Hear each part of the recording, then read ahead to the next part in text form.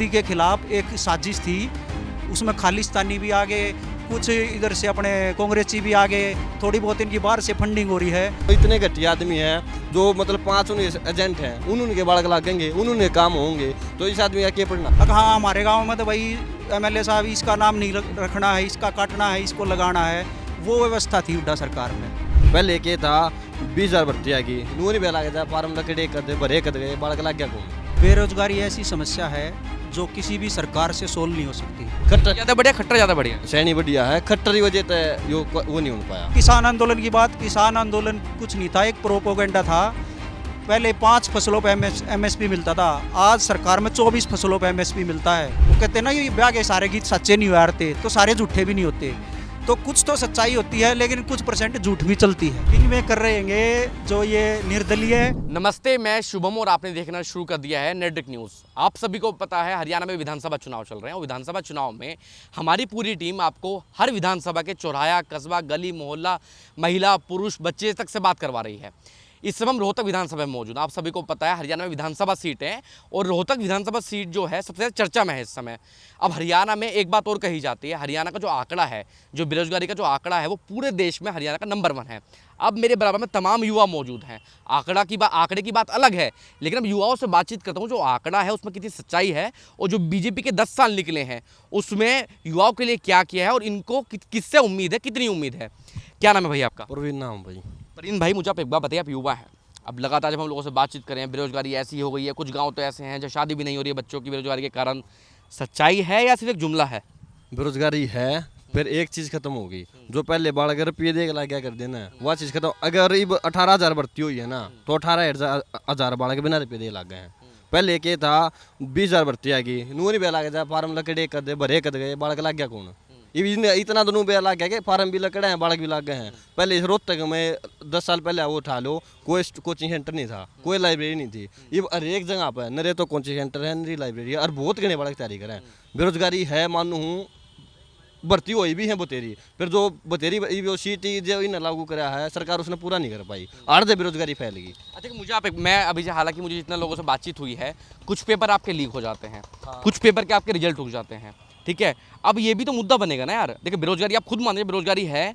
आपने कहा कि पहले पैसे लेके नौकरी लगती थी, चलो मैं मानता हूँ, लेकिन बेरोजगारी तो तब भी है, उस पर तो कुछ काम नहीं हुआ ना अभी तक। फिर बेरोजगारी है या मंत्री मान ली, फिर एक वह तो बात खत्म होगी कि मैं तो बालक लग गए हैं। पहले भी 18,000 बालक ही भर्ती हुई थी, ये फिर 14-15,000 डी ग्रुप के बालक, हरियाणा पुलिस की बालक ही बतेरा ही भर्ती हुई है। सीटी में 56 ग्रुप आगे रुका है, जो कैंसिल हुआ है। जिसमें पेपर लीक हुआ है तो वो कैंसिल करना पड़ गया, पेपर में पर्सन रिपीट हो गए तो कैंसिल पड़ना, कुछ करना ही वजह तो हो गया। तो बेरोजगारी है, वो कारण है सीटी के लिए। अटका हुआ है आपका जो सिटी वाला जो पेपर है, वाला पेपर 4-5 साल से अटक रहा है। 4-5 साल से। अब जिसने एग्जाम दिया था, दोबारा एग्जाम होता है, तो उसकी एज लिमिट का क्या होगा फिर? उसका छूट देवा हूँ, बाकी मैं खुद भी तैयारी करने ला रहा हूँ। ज़्यादा बढ़िया, खट्टर ज़्यादा बढ़िया। सैनी बढ़िया है, खट्टर की वजह से वो नहीं हो पाया, क्योंकि जो वो था हमारा चेयरमैन था खदरी, वो भी बहुत बढ़िया आदमी था, उसकी भी नहीं चलन पाई थी, चेयरमैन की भी नहीं चलन पाई थी, सरकारी वजह से वो नहीं हो पाया था। अभी आपने बीजेपी का मैनिफेस्टो पढ़ा है ना, खर्चा ना पर्चा करके समथिंग? भाई वो तो नहीं पढ़ा। अग्निवीर वाली बात पढ़ी है कि सभी अग्निवीर को पक्का करेंगे? हाँ, ये बात पढ़ी है। भरोसा है? भरोसा 75% करने के आसार हो सके, पक्का नहीं करेंगे। वो सबको पक्का नहीं करेंगे? नहीं करेंगे लेकिन पक्का। उसमें लिख रखा है यार, वो तो बड़ी बात है। मैनिफेस्टो में अगर लिख दिया है तो वादा है। वादा नहीं है भाई, लिख तुमने कितने भी नहीं पाओगे, यह चीज़ है, लिख तो नहीं पाओगे इस बात की, बस कही पाओगी जुबान है। पूरा मैनिफेस्टो में लिखा हुआ है उनके, बीजेपी के मैनिफेस्टो में कही है तो लगता है तो करनी पड़ेगी यार। जब आप वो भर्ती पूरी कर सकते हैं, देखिए अगर अग्निवीर वाले भी आते हैं तो आप एक तरीके से केंद्र सरकार की योजना को सपोर्ट कर रहे हैं। जब आपके पास इतनी भर्तियां खाली थी तो पहले आप भर्ती निकाल उनको फुलफिल कर सकते थे। आपने ऊपर क्यों उंगली उठाई फिर आपने बेरोजगारी की? तू बीजेपी हरियाणा वाली ना छोड़े, कांग्रेस और बीजेपी बताऊँ, सेंट्रल गवर्नमेंट में एक भी सी भर्ती नहीं है जो अटकी हो, और इतने ज़्यादा बालक लगा दिए जिसकी कोद नहीं। हम खुद तैयारी करें, इसी बात काम नहीं दे रहा है। सीजीएल में इतनी भर्ती कदे भी नहीं आई थी जितनी ये आई थी। पहले सीजीएल में 37,000 थी, 17,000 ही फिर हैं। CHSL MTS इनमें लगातार भर्तियाँ लग रही हैं, हर साल में, एक साल में भर्ती पूरी हो जाए। एक हरियाणा में बस यो सीटी के कारण ये उलझ गए, जो भर्ती नहीं कर पाए। भर्ती ये भी होंगी, अगर इन सरकार दोबारा आ जाए तो कोर्ट ने भी कह रखे दिसंबर तक सारी भर्ती होगा, नया सीटी हो जाएगा। कांग्रेस का मैनिफेस्टो पढ़ा है? कांग्रेस का नहीं पढ़ा, मैं कांग्रेस का तो पढ़ा ही नहीं करता। पढ़ोगे भी नहीं कभी? कद्दे भी नहीं पढ़ूँ। अरे एक बात और बताऊँ, इतने घटिया आदमी हैं जो मतलब 5 एजेंट हैं, उन्होंने के बालक लागेंगे, उन्होंने काम होंगे, तो इस आदमी का क्या पढ़ना है। हिमालय मैं पीछे महिलाओं से बात कर रहा था, वो बड़ी कांग्रेसी हैं।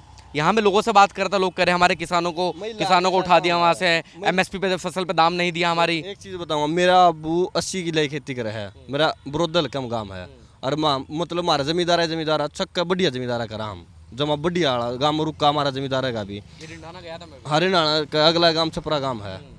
तो मैं तने एक बात किसान ठाना वाली उड़ा को किसान था ही नहीं, हमारे घर के जो जहाँ रहे नुकसान हमारे आज तो इतना रेट कदे भी आमने जीरी का मिला नहीं है। 25 साल तो मैं भी हो गया। किसान जो बता रहे हैं कि हरियाणा में वो जो किसान आंदोलन था वो बड़ा हावी होगा, पहलवान का मुद्दा बड़ा हावी हुआ लोगों पे, महिलाओं का समर्थन है पहलवानों के साथ। विपक्षी का सौदा था भाई, सारा विपक्ष का सौदा था, क्योंकि किसान कोई भी उड़ गया ही नहीं।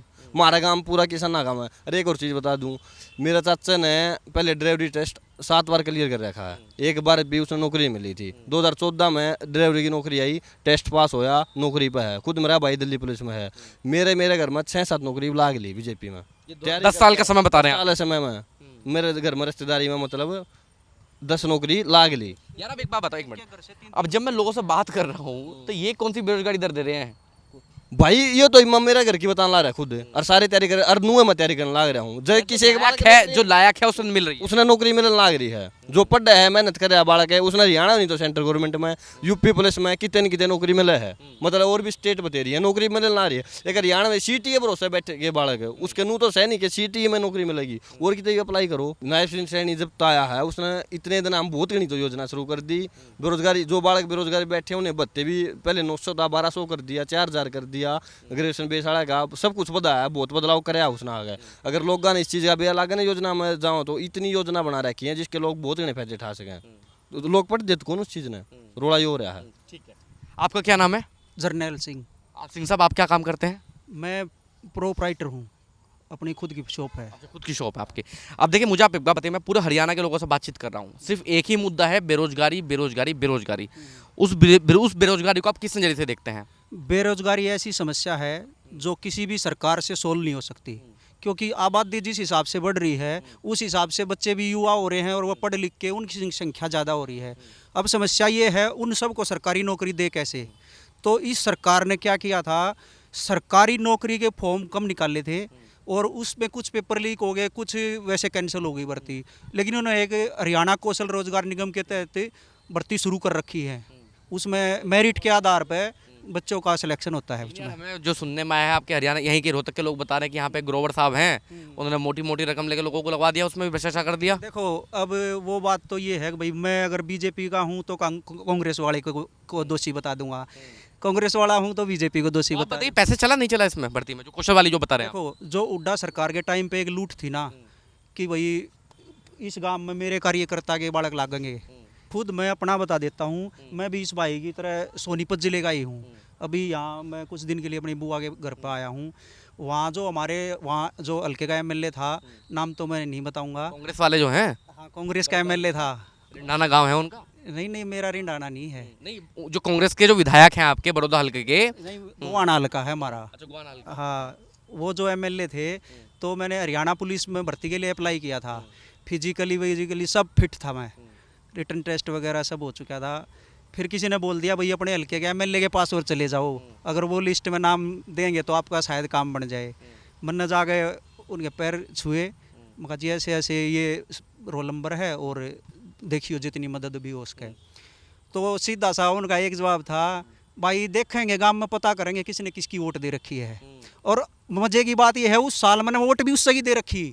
लेकिन गांव में होते हैं ना कि भाई 3-4 खबरी, अगर हाँ हमारे गांव में तो भाई एमएलए साहब इसका नाम नहीं रखना है, इसका काटना है, इसको लगाना है, वो व्यवस्था थी हुड्डा सरकार में। तो बेरोजगारी में जो था ना, उस राज में खर्ची पर्ची सब चले थी। आज एक घर में 3-3 बच्चे लग रहे एक भर्ती से, गरीब से गरीब घरोगे। तो बेरोजगारी जो आप आंकड़ा मुझे दे रहे हैं वो दे रहे हैं मेनली आप जनसंख्या वाला जो बता रहे हैं, जो मेन कॉज जो है। सीधी सी बात है, 10 साल पहले हुड्डा था, केंद्र की में सरकार थी, क्या सबको नौकरी मिल गई थी? बेरोजगारी, महंगाई, ये ऐसी समस्याएं ये हर सरकार में रहेंगी। ये तो एक थोड़े दिन के लिए लोगों को बरगलाने का मुद्दा है। शहर में कई फेमस दुकान है, वो महीने के 4-4 लाख रुपए कमाते हैं, तो क्या रोजगार नहीं है? बिल्कुल।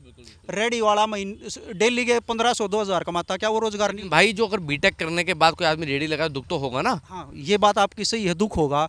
लेकिन फिर वही बात आ गई, अगर बीटेक करने वालों के आप फॉर्म निकाल दो, फॉर्म भर दिए 2 लाख बीटेक वालों ने, नौकरी हैं 2000, तो 2000 ही लगेंगे वहाँ तो बीटेक वालों की जब आप बात करते हैं, अभी देखिए, अभी एक चपरासी की भर्ती आई, मैंने कहीं खबर सुनी थी, चपरासी की भर्ती में बीएड क्या पीएचडी वाले भी घुस गए उसमें। तो घुस गए होंगे, जरूर घुस गए होंगे। वही बात आ गई ना कि नौकरी लेने वाले ज़्यादा हैं, नौकरी निकलती कम है, क्योंकि सरकारी निकलती हैं वो बीजेपी के राज में पेपर लीक हो जाते हैं, कुछ रुक जाते हैं। पेपर लीक पहले भी होते थे, हर सरकार में होते हैं।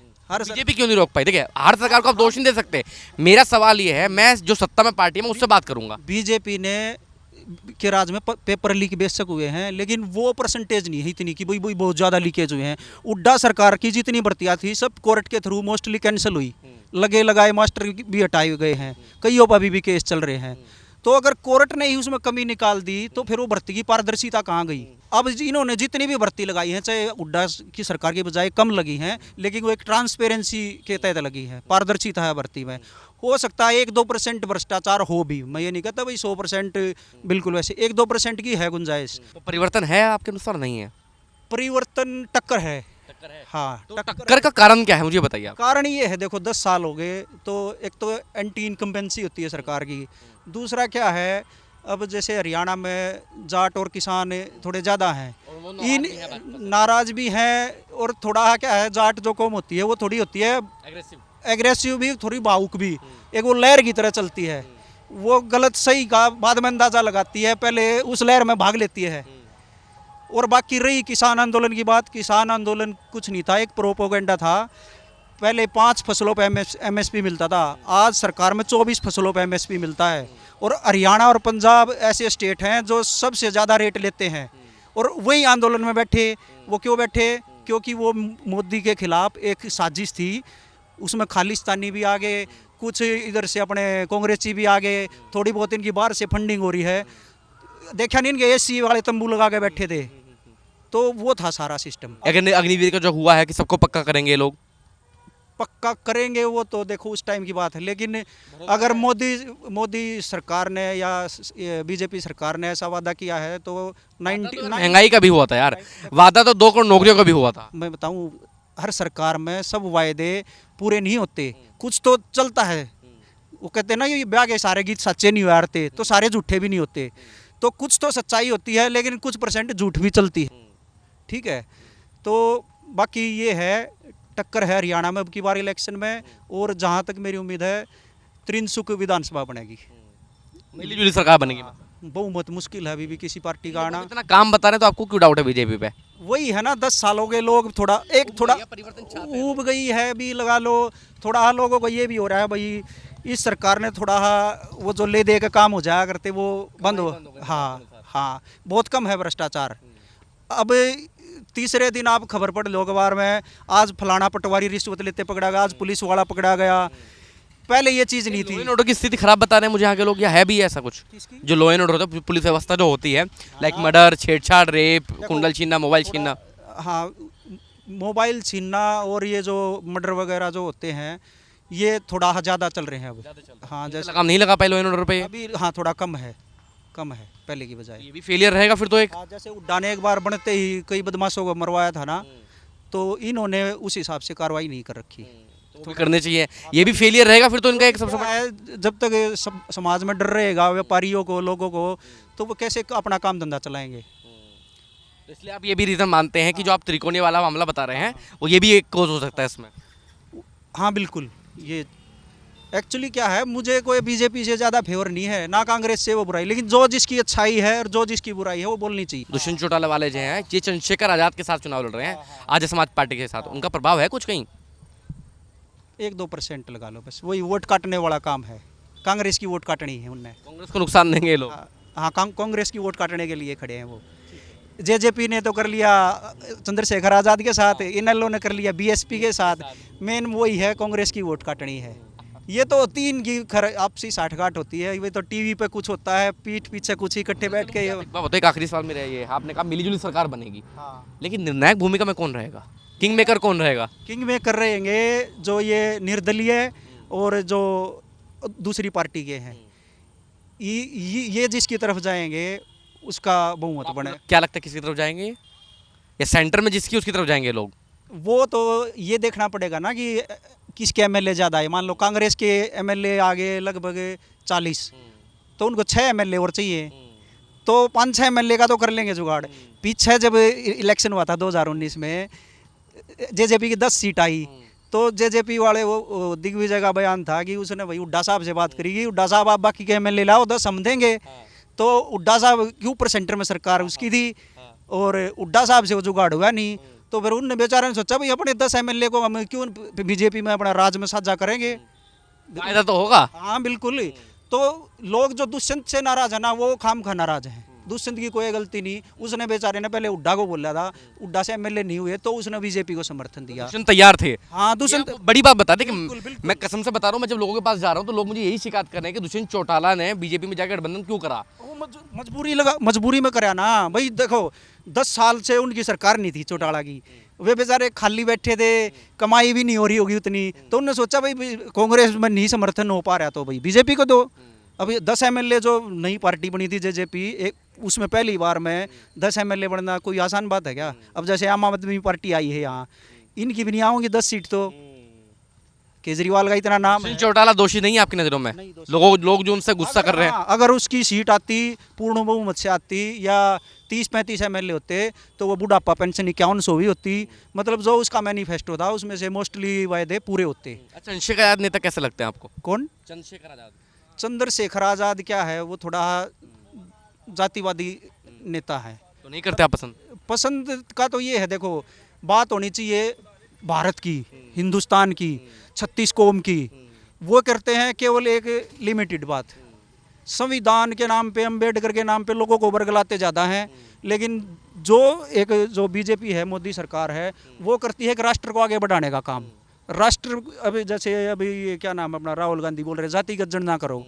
इससे क्या होगा? इससे लोगों में खुद भेदभाव होगा कि अच्छा हम तो इतने हैं, हमारे को तो इतने एमएलए नहीं मिले। उससे उनमें उतनी ज़्यादा फूट बढ़ेगी। फूट बढ़ेगी तो क्या होगा? देश में वही टकराव की स्थिति रहेगी। देखिए दर्शकों, बीजेपी का जो मैनिफेस्टो में आया है कि जितने भी अग्निवीर हैं उनको सरकारी नौकरी दी जाएगी। हालांकि युवाओं को भरोसा तो है। अब देखने वाली बात यह है कि जब चुनाव के परिणाम आते हैं, जब हरियाणा में बीजेपी सरकार बनती है, तो इस वादे पर कितनी निभाती है वो बात अपनी।